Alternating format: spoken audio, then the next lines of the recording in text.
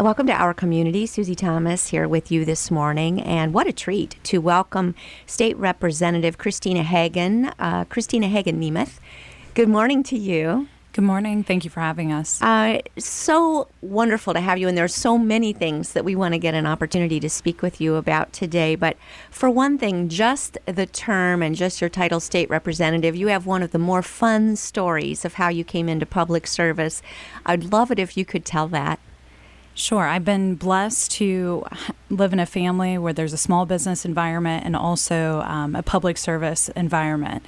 And so I've watched my father not only as a township trustee, but as a state legislator as well, and known from a very young age. And some of my classmates would probably have told you in the sixth grade, this is what I was going to do with my life if God permitted.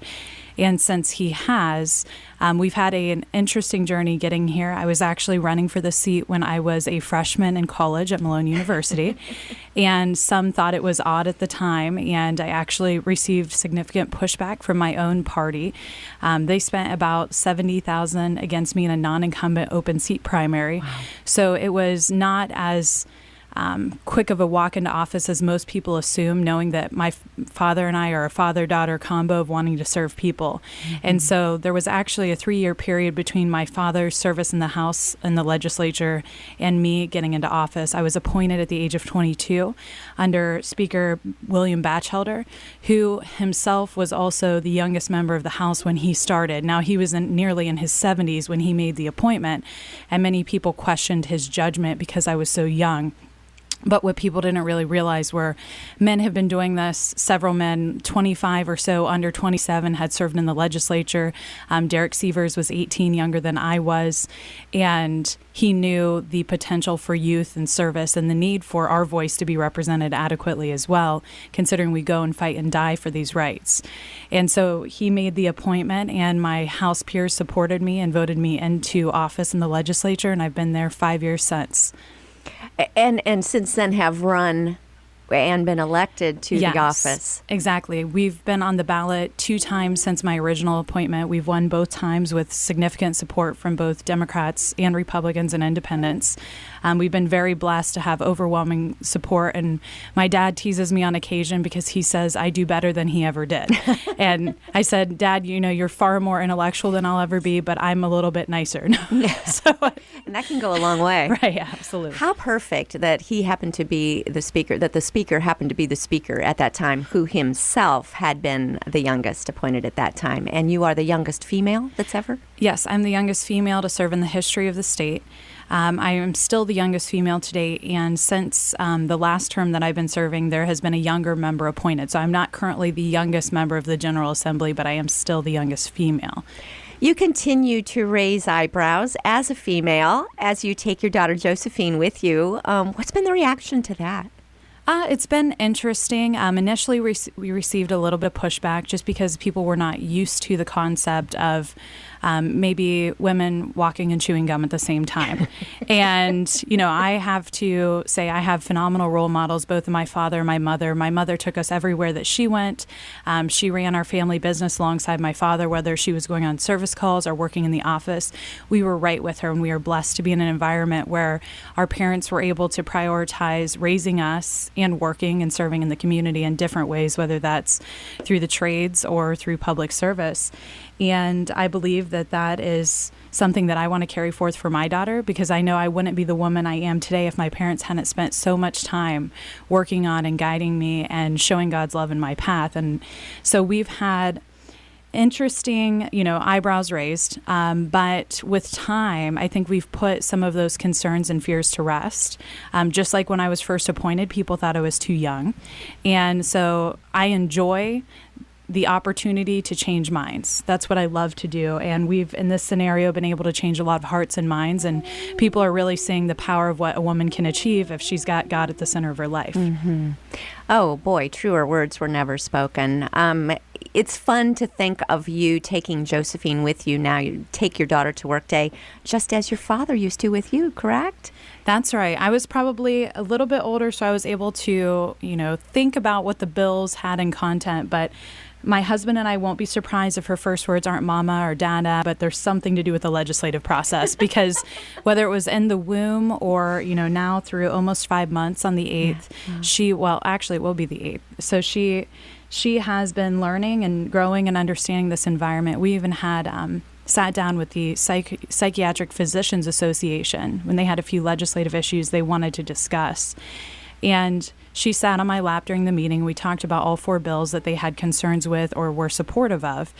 And by the end of the meeting, the woman who is from Akron's pediatric ward said, your daughter's ability to interact and connect is far beyond her month development. Mm-hmm. She's very, very, astute as far as interaction with adults. And that's no doubt from the time she spent with my peers in the legislature. Oh, so very cool. Before we get into service, and I wish this were television because if you happen to hear a little cooing in the background, that is our second guest. That is Josephine. She's going to join us on her mommy's lap. And check back on Facebook. You'll see all about it.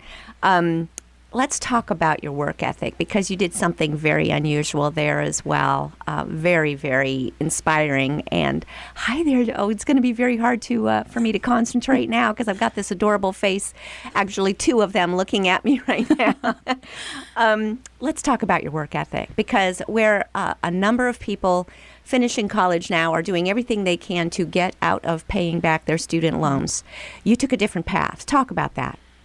I believe wholeheartedly that any debt that I've assumed is mine and mine alone to pay. And in fact, many people have approached me and said, if you just wait it out a little while, there are exceptions for public servants or people who work under the public administration to have student loan forgiven and to some extent.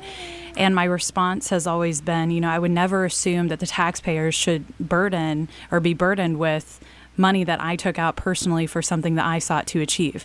And in our family, I've been working since I was about 12 or 13 years old as a waitress and working in the business, working on the farm.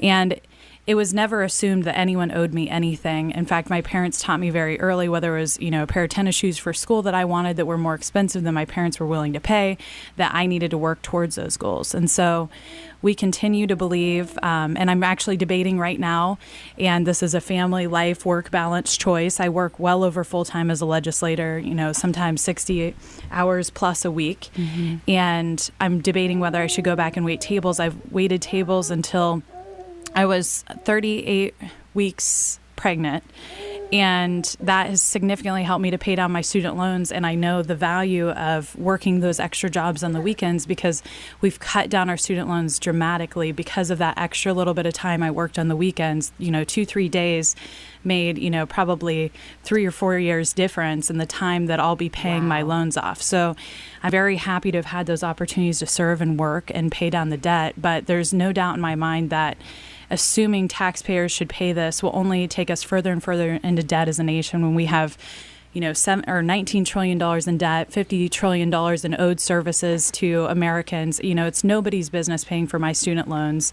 And the fact that we assume that somebody should take that burden just lessens the value of that which we hope to achieve as well in our educations.